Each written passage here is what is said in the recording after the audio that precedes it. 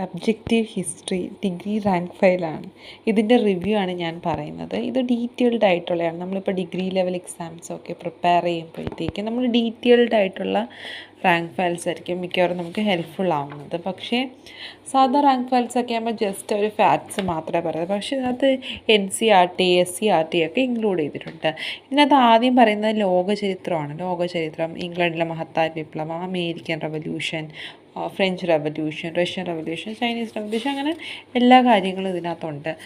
World വാറിൻ്റെ കാര്യങ്ങളും എല്ലാം വളരെ ഡീറ്റെയിൽഡ് ആയിട്ടാണ് കൊടുത്തിരിക്കുന്നത്. പിന്നീട് അതിന് ശേഷം തന്നെ ഓരോ ടോപ്പിക്കിനും ഇമ്പോർട്ടൻ്റ് ആയിട്ടുള്ള PYQs എല്ലാം, വേൾഡ് ഹിസ്റ്ററിയുടെ PYQs എല്ലാം ഉണ്ട്. PSC 2021 മുതൽ 2024 വരെ ചോദിച്ച എല്ലാ PYQസും ഉണ്ട്.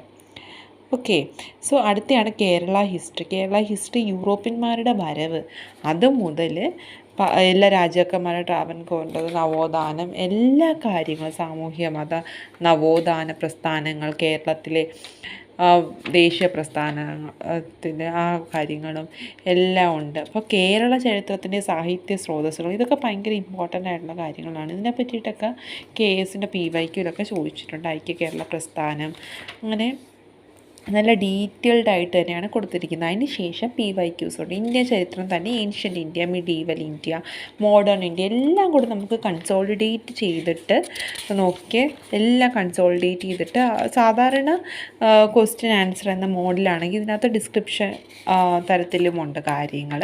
അതിനുശേഷം എല്ലാ PYQസും, പിന്നെ അതിനകത്ത് PSCയുടെ മാത്രമല്ല UPSC PYQ 2012 മുതൽ 2024 വരെയുള്ളതും, പിന്നെ ട്രയൽ ബ്ലേസിംഗ് സീരീസ് എന്ന് പറഞ്ഞാൽ എക്സ്ട്രാ ക്വസ്റ്റ്യൻസും ഉണ്ട്. അപ്പോൾ എനിക്ക് തോന്നിയത് ഇത് വളരെ ഹെൽപ്ഫുള്ളായിരിക്കും. നമ്മൾ സാധാരണ റാങ്ക് ഫയൽസ് ഇപ്പോൾ 4 വോളിയം വാങ്ങുന്നതിനേക്കാളും ഹെൽപ്ഫുള്ളായിരിക്കും. കാരണം ഇതിനകത്ത് എല്ലാ കോണ്ടൻറ്റും ഉണ്ട്. പിന്നീട് നമ്മൾ തിരക്കണം, ജസ്റ്റ് ഒരു ഐഡിയ കിട്ടിയ ഒരാൾക്ക് ജസ്റ്റ് റിവിഷന് വേണ്ടിയിട്ട് യൂസ് ചെയ്യാം. കാരണം പല ഫിഗേഴ്സും കാര്യങ്ങളും പിക്ചേഴ്സും എല്ലാം ഉണ്ട്, ഒരു അടുക്കും ചിട്ടയുണ്ട്. മറ്റേതാകുമ്പം ഫാക്റ്റ് മാത്രമാകുമ്പോൾ നമുക്ക് മെമ്മറൈസ് ചെയ്യാൻ പാടാണ്. ഇത് മാത്രമല്ല കേട്ടോ, പക്ഷേ എക്കണോമിക്സിൻ്റെ കാര്യം അവർ ഇംഗ്ലീഷ് ഇറക്കിയാൽ കൊള്ളായിരുന്നു.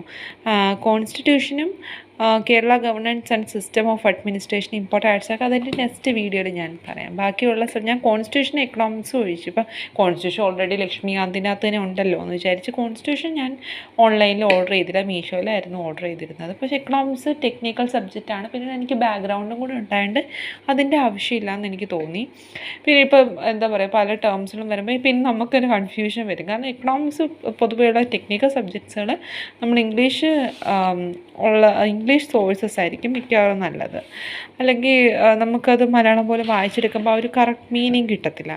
പക്ഷേ ഹിസ്റ്ററി പോലുള്ള സബ്ജക്ട്സ്, ആക്റ്റുകൾ, അതൊക്കെ നല്ല ക്ലാരിറ്റിയോടുകൂടി എല്ലാം കിട്ടാൻ ഇത് വളരെ ഹെൽപ്ഫുള്ളാണ് കേട്ടോ. ഇനി അടുത്ത ബുക്കിൻ്റെ റിവ്യൂ ഒക്കെ അടുത്ത എൻ്റെ വീഡിയോയിൽ ഞാൻ പറയുന്നതാണ് ഡീറ്റെയിൽഡായിട്ട്. ഓക്കെ.